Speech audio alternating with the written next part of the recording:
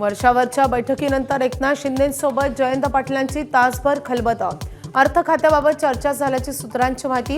राज्याच्या राजकारणाची समीकरणं पुन्हा बदलण्याची जोरदार चर्चा।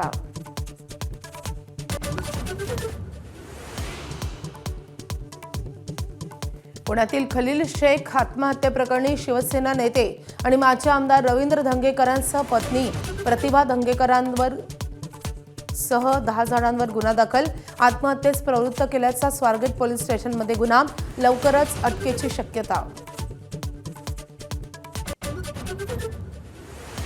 नाशिक विधान परिषद निवडणुकीमध्ये महायुतीच्या उमेदवाराविरोधात मतदान करणाऱ्या भाजप नगरसेवकांवर कारवाईचा बडगा। महायुतीचं बहुमत असूनही अपक्ष गोकुळ गीतेंचा झाला होता विजय। अहवाल प्रदेश कार्यकारिणीकडे।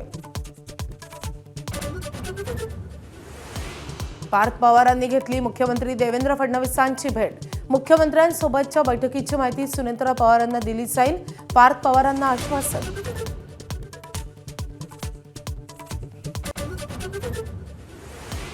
नीट फेरपरीक्षेचा निकाल जाहीर। 11 लाख विद्यार्थी वैद्यकीय अभ्यासक्रमाच्या प्रवेश प्रक्रियेसाठी पात्र।